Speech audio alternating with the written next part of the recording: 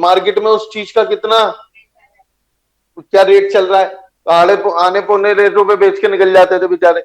Distress cell का मतलब था कि जो किसान है वो हार्वेस्ट करते ही अपना पूरा माल बेच दे करता था, no matter what is the market price, की मार्केट प्राइस क्या है उसे, अब वो उसको बेचना इसलिए पड़ता था क्योंकि भैया उसके पीछे दो रीजन थे। नंबर वन, उसको अपने पुराने किराए पुराना उधार चुकाना है, इसके लिए पैसा चाहिए, इसलिए उसको जल्दी होती है बेच दूं। और दूसरा, उसके बाद में स्टोरेज फैसिलिटी नहीं होती थी। उसके बाद हमने बढ़ा था, सरकार ने इसके लिए क्या क्या कदम उठाए, जिसका कोड हमने बनाया था, मुझे याद है कोड हमने इसका जरूर था, सीपी की मार्केट का इंफ्रास्ट्रक्चर अच्छा है। क्या था? सीपी की मार्केट का इंफ्रास्ट्रक्चर अच्छा है। सी से था हमारा क्या था बेटा, फटाफट से बताओ। कोऑपरेटिव मार्केटिंग, जैसे अमूल, इसका एग्जांपल था अमूल। पी से था पॉलिसी, सरकार ने बहुत सारी पॉलिसी बनाई थी, जैसे minimum support price policy, maintenance of buffer stock, और एक था पब्लिक डिस्ट्रीब्यूशन सिस्टम। ठीक है। सीपी की मार्केट, मार्केट का क्या था? Regulated market. याद है कुछ लोगों को बिठा दिया था, हाँ भाई तुम जो है नजर रखो, ना तो कोई गलत तोले, ना ज्यादा कमीशन मांग ले, इन सब पे। और सीपी की मार्केट का इंफ्रास्ट्रक्चर, इंफ्रास्ट्रक्चर के अंदर क्या पढ़ा था हमने कि इंफ्रास्ट्रक्चर फैसिलिटी बढ़ाई, जैसे कि रोड हो गया, कम्युनिकेशन की सुविधाएं हो गई, ये सब चीज, ताकि माल आराम से आया ले जाया जा सके। अब जो आज का टॉपिक है वो है हमारा diversification, diversification of agricultural activity.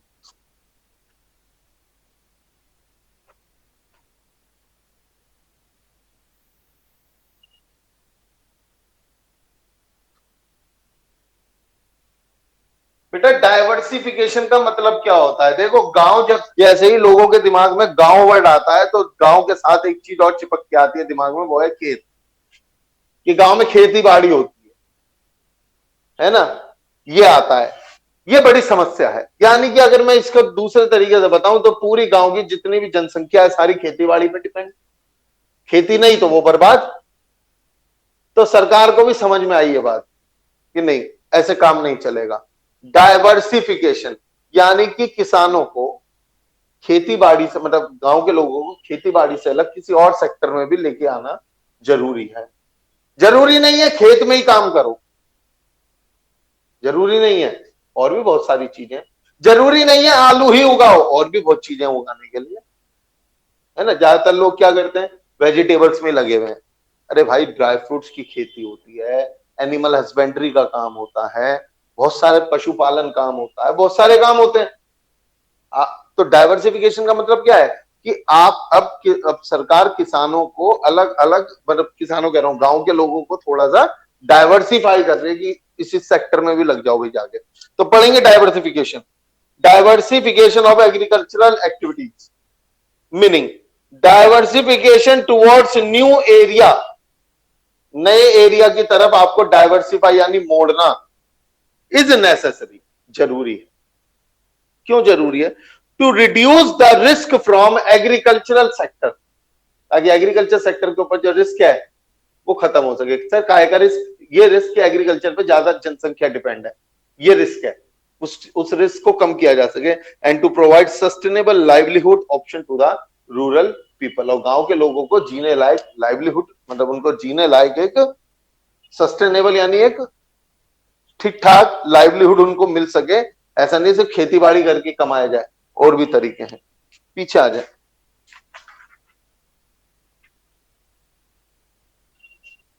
Diversification means, और अच्छे से समझाया है, a major proportion of the increasing labor force in the agriculture sector need to be find alternate employment opportunity।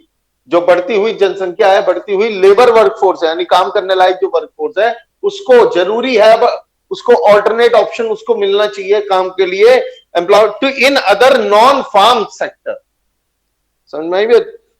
Diversification is an emerging challenge in the context of rural development. अब इसके लिए दो चीजें हैं, दो चीजें हैं बेटा, ये इंपॉर्टेंट है। Diversification of crop production, diversification of crop production, crop मतलब फसल, कि फसल की प्रोडक्शन खाली एक ही तरीके की मत करो यार, बहुत सारी चीजें होती हैं। पढ़ो पहले से पढ़ेंगे diversification of crop production. Diversification of crop production means production of diverse यानी अलग अलग variety of crops rather than one specialised crop, कि एक ही चीज के पीछे मत पड़े रहो और बहुत तरीके की वैरायटी की क्रॉप्स होती हैं उनका प्रोडक्शन करो. It implies a shift from monocropping system to multi cropping system. Monocropping मतलब एक ही क्रॉप पे डिपेंड मत रहो, मल्टी क्रॉपिंग सिस्टम लाओ, अलग अलग तरीके की चीजें उगाओ. समझो. नेक्स्ट दूसरा है diversification of productive activities.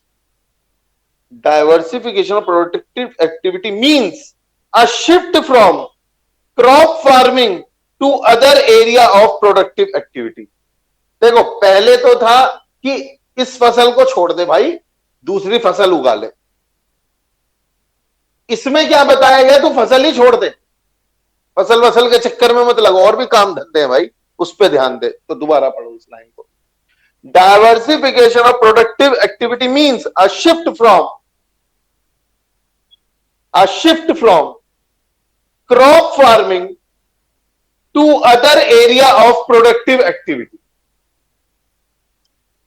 with a view to raising income को कमाने के लिए, and exploring alternative Avenue of sustainable livelihood, और आपके पास जीवन चलाने लायक एक अल्टरनेटिव ऑप्शन भी आएगा. सर ये जो लिखा है other area of productive activity, इस वर्ड को 2-3 वर्ड्स को मार्क करो. इसका मतलब क्या है मैं आपको बताता हूं. देखो पहले में तो ये था, इससे पहले वाले में, कि ये वाली क्रॉप मत उगा, और भी क्रॉप है उस पर ध्यान दे. इसमें क्या है, तू क्रॉप मत उगा, तू खेत में मत जा, तू खेत में पैर गंदे मत कर. अरे भैया खेती बाड़ी होने के बाद जो फसल उगती है उस फसल पे और भी बहुत काम होते हैं. उसकी सफाई होती है, उसकी ग्रेडिंग करी जाती है, उसकी पैकिंग करी जाती है, उसकी ट्रांसपोर्टेशन का काम है, उनमें लग जाते हैं. समझ में आई मेरी बात. पढ़ो. तो other area of productive activity का मतलब यहां पे ये है. ठीक है. दीज अदर एरियाज आर, देखो अदर एरियाज क्या क्या हैं. Non farming sector such as agro processing industry, agriculture की प्रोसेसिंग की इंडस्ट्री. आपके खेत उग चुके हैं, अब उसको प्रोसेस किया जा रहा है, उसकी सफाई हो गई, कटाई हो गई, बुनाई, बहुत सारी चीजें होती हैं. Food processing industries, leather industries में चले जाओ, टूरिज्म में चले जाओ. जरूरी बात है पूरी जिंदगी खेत में ही उगानी है अपने आप को, है. लेदर की उसमें चले जाओ, टूरिज्म का काम कर लो, और कुछ भी और हट के काम कर लो, खेत छोड़ दो बस. ठीक है. यहां पर फर्क ध्यान से समझ लेना दिमाग में. पहले में खेत से हटाया नहीं था,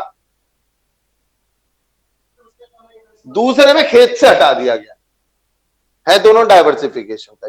चाहे वहां लिख लो खेत से हटना है, यहाँ पे खेत से नहीं हटना, अपनी समझदारी के लिए अगर आपको जरूरत है तो. आगे चलें. सिग्निफिकेंस या इंपॉर्टेंस, डाइवर्सिफिकेशन के क्या इंपॉर्टेंस है. Number 1, reduce the risk from agriculture sector. Agriculture sector के ऊपर से रिस्क खत्म होता है सबसे पहला. Number 2, providing sustainable livelihood option to the people living in the villages.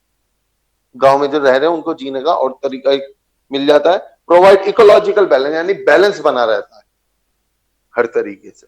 ठीक है. आगे चलो. हाँ बेटा बोलो. इकोलॉजिकल वर्ड का मतलब समझना. इकोलॉजिकल वर्ड निकला है इकोनॉमिक्स से. इकोनॉमी खाली किस खेती बाड़ी से नहीं चलती. जब आप लेदर की इंडस्ट्री डाल रहे हो, जब आप टूरिज्म का काम कर रहे हो, तो कहीं ना कहीं इकोनॉमी के अंदर आप सिर्फ एग्रीकल्चर पे डिपेंड ना होकर सभी को मेंटेन करके चल रहे हो. उसको कहते हैं इकोलॉजिकल बैलेंस मेंटेन. हाँ जी. यहां पर आकर के देखो, लिंगरिंग चैलेंजेस हमने कल खत्म कर लिए थे. जो अब ये पढ़ाई अलग से ही है, एक हेडिंग है, टॉपिक है डाइवर्सिफिकेशन. ठीक है. अब मैं आपके साथ इमर्जिंग चैलेंजेस शुरू कर. Got it. श्योर. बेसिकली मैं आपको बताऊं तो जो डाइवर्सिफिकेशन है वो इमर्जिंग चैलेंजेस का पार्ट है जो अब हम पढ़ने जा रहे हैं. समझ में आई बात. जो डाइवर्सिफिकेशन है, चाहे वहां पे हेडिंग में जहां डाइवर्सिफिकेशन पढ़ गया वहां लिख भी लेना इमर्जिंग चैलेंजेस. ताकि आपको और अच्छे से समझ आए। जो डाइवर्सिफिकेशन है that is a part of the emerging challenges. चाहे आप फर्स्ट पॉइंट पढ़ के देख सकते हैं। इसका सबसे पहला पॉइंट क्या है? Employment outside agriculture. बहुत इंपॉर्टेंट है, बहुत ज्यादा, कि एग्रीकल्चर से हटके और एम्प्लॉयमेंट कहां कहां है, किसान कहां कहां से कमा सकता है। एम्प्लॉयमेंट आउटसाइड एग्रीकल्चर तो पढ़ेंगे। Number 1, agriculture diversification in India या non farm area production activity.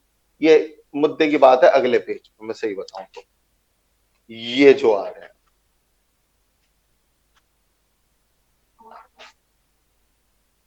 सबसे पहला क्या है? Animal husbandry.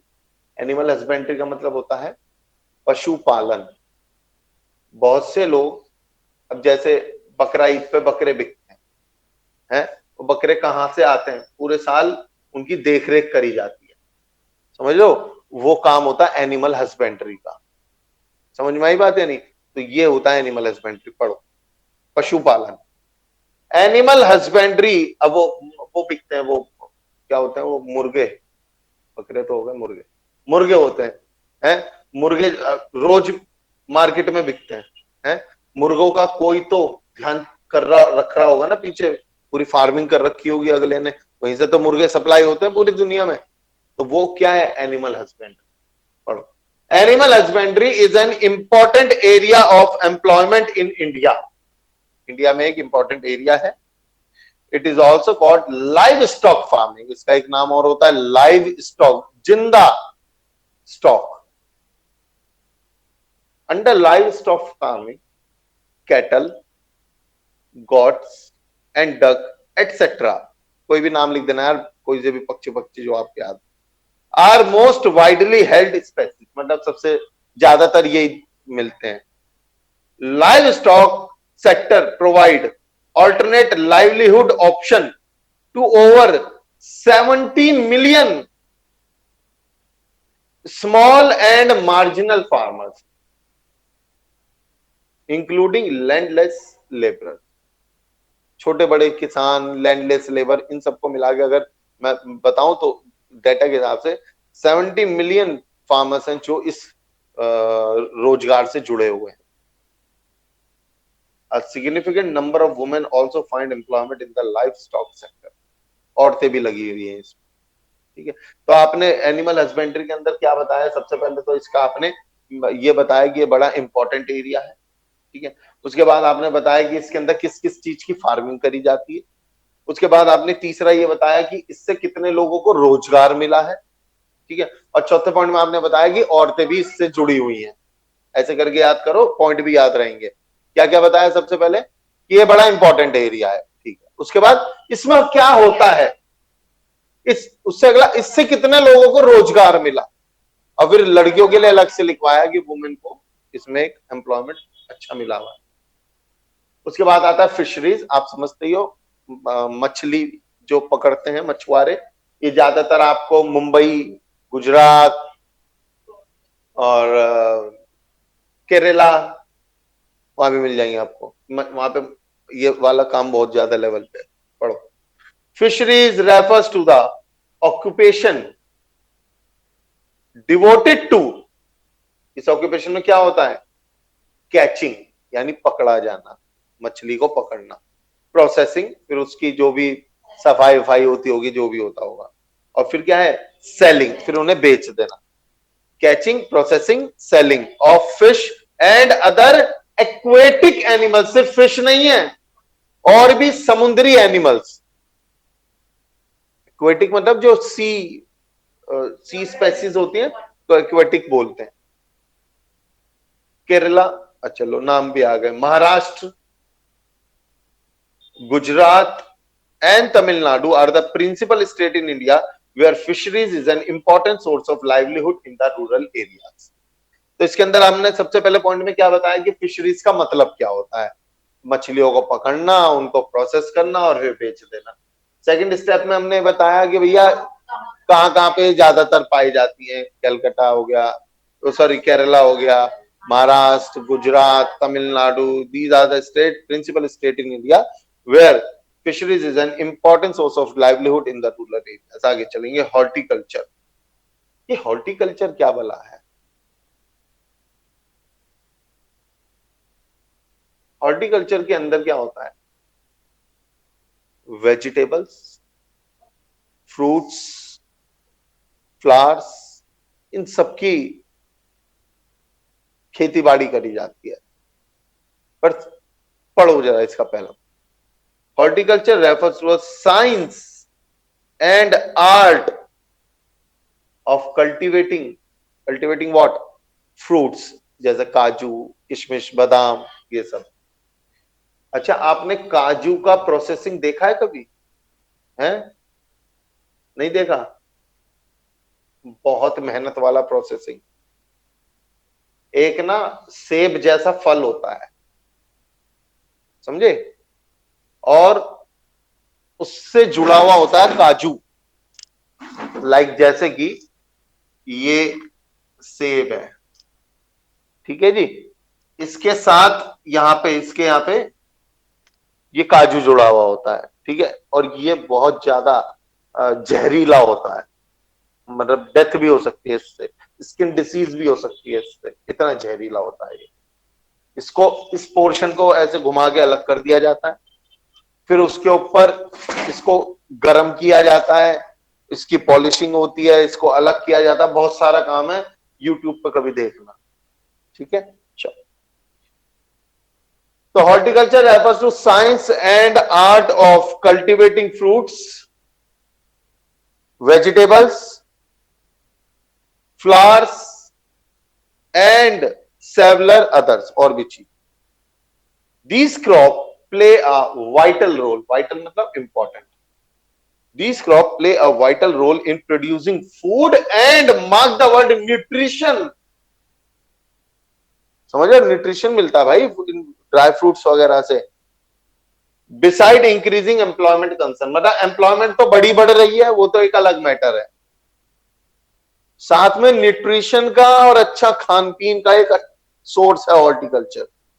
हॉर्टिकल्चर में सिर्फ वेजिटेबल नहीं उगाए जाते, फ्रूट्स भी उगाए जाते हैं, फ्लावर भी उगाए। तो फ्लावर का उगा के क्या करना है? रोज उगा लेंगे, पर रोज डे पे काम आ जाएगा? नहीं बेटा। इंडिगो, मैं एग्जांपल देता हूं।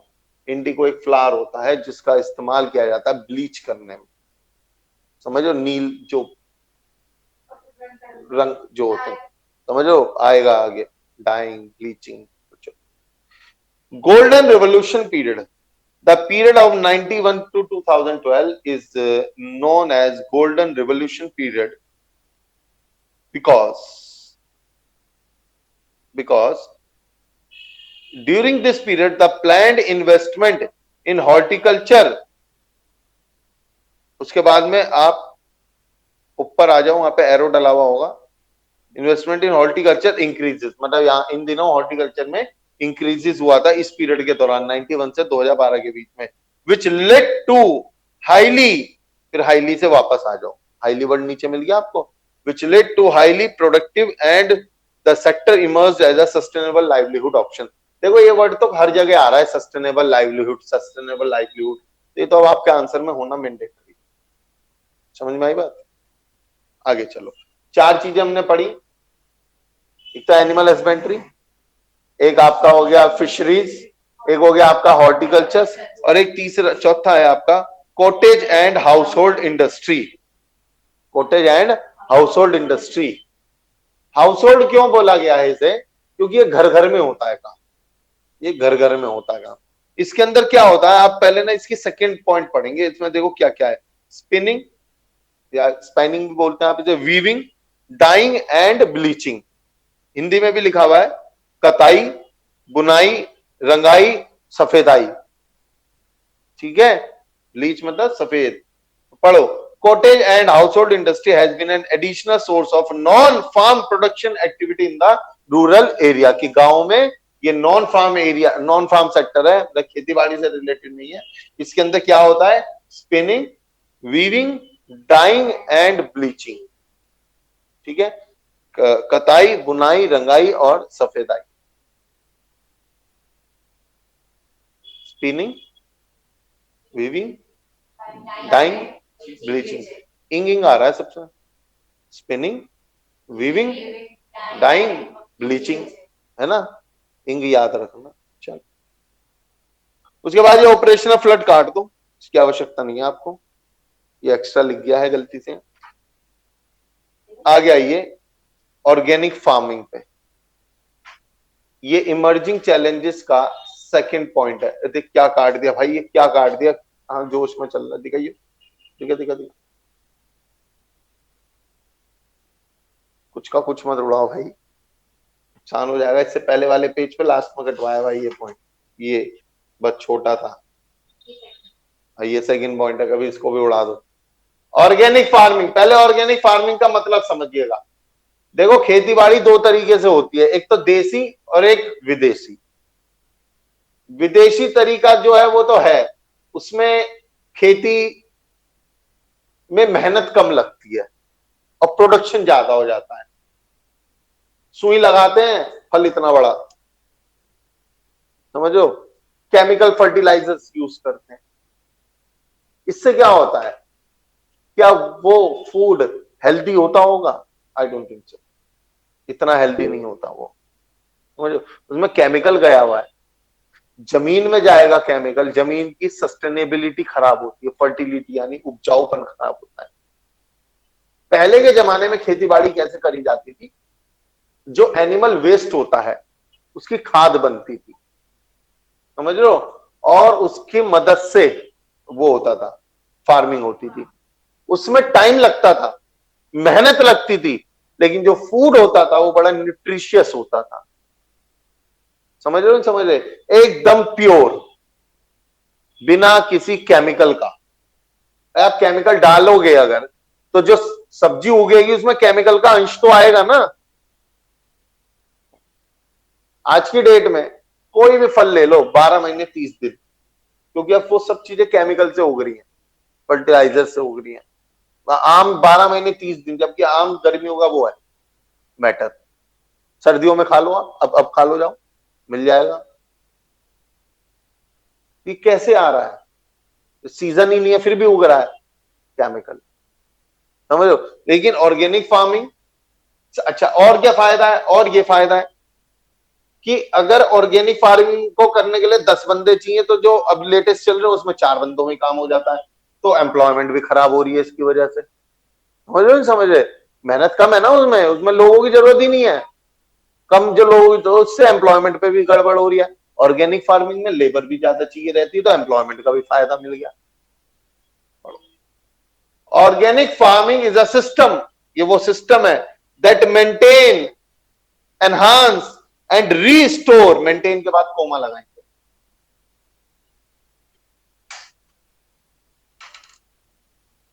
that maintains, enhance and restore the ecological balances।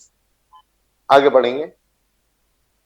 Organic farming is a system of farming that rely upon, जो रिलाई मतलब भरोसा, जो भरोसा किस पे करती है इस टाइप की farming, use of organic input for cultivation, कि हम खेती बाड़ी करने के लिए हम ऑर्गेनिक इनपुट, ऑर्गेनिक मतलब जो हमारे को नेचुरल मिलते हैं, उनकी मदद से हम फार्मिंग करेंगे। Animal manures and compost are the basic organic inputs. Clear हो गई बात है? This method avoid the use of synthetic chemical fertilisers and genetically modified organic, मतलब इसमें कुछ भी मिलावट नहीं होती, ना ही कोई ऐसा होता है कि भाई जो नई नई जनरेशन के, आप जैसे आम होता है, पता नहीं कितने तरीके का आम होता है, समझ रहे हो नहीं समझ रहे? वाई ऑर्गेनिक फार्मिंग, इसका ये जो है ना, ये जो मैं पढ़ाने जा रहा हूँ, ऊपर तो आपने मीनिंग पढ़ा है, लेकिन अब जो मैं पढ़ाने जा रहा हूँ ऑर्गेनिक फार्मिंग का सेपरेटली क्वेश्चन तक बनता है। What do you mean by organic farming, what are the advantages of it, कि या और किसी तरीके से वो पूछ ले कि भाई ऑर्गेनिक फार्मिंग करने से ये बताओ कि इस चीज में क्या फायदा मिलता है, या ऐसे कह दे ऑर्गेनिक फार्मिंग क्यों जरूरी है, तो इंपॉर्टेंस ही लिखनी है आपको इन एनी केस। पहला, discard the use of non renewable resources. बेटा नॉन रिन्यूएबल रिसोर्सेज कौन से होते हैं? नॉन रिन्यूएबल का मतलब क्या होता है पहले ये बताओ। जो वापस से रिन्यू नहीं हो सकते। लेकिन ऑर्गेनिक फार्मिंग में तो ऐसा कोई चीज ही यूज नहीं करते जिस जो हमें दोबारा ना मिल पाए। केमिकल वाले, केमिकल ये सब तो हम यूज कर ही नहीं रहे भाई, उसके अंदर केमिकल वगैरह के अंदर तो ऐसी चीजें डलती होंगी जो कि अब नॉन रिन्यूएबल है। जब इसमें वो चीजें डलती नहीं, एनिमल वेस्ट जिंदगी भर मिलेगा, जब मर्जी चाहिए जब मिल जाएगा आपको। समझ रहे पढ़ो। Discard the use of non renewable resources unlike conventional farming. Conventional farming का मतलब है जिसमें केमिकल की मदद से फार्मिंग होती है। Organic farming does not use synthetic chemical, में केमिकल यूज नहीं होते, विच आर पेट्रोलियम बेस्ड, जो किस पे बेस्ड है, पेट्रोल पे।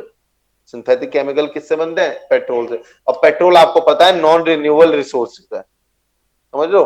तो we all knew that petroleum is a non renewable resource. तो ये अच्छी चीज है, हम इस पे डिपेंड ही नहीं है। Next point, environment friendly, yes बिल्कुल पढ़ो। Organic farming is environment friendly. It does not use chemical fertilizer. It is free from pesticides. Sustain soil fertility.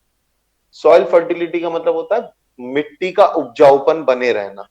Chemical मिट्टी का उपजाऊपन मार देता है, समझ लो।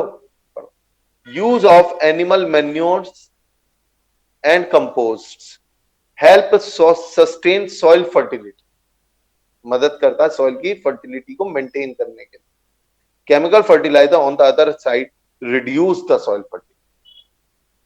3 पॉइंट पढ़े हमने, क्या क्या पढ़े। नंबर 1 कि नॉन रिन्यूएबल रिसोर्सेज का यूज नहीं लेते। नंबर 2 एनवायरमेंट फ्रेंडली होता है। Number 3 sustain soil fertility. उसके बाद हेल्दियर एंड टेस्टियर फूड, इससे हमें हेल्दियर और टेस्टियर फूड बिना मिलावट का है भैया।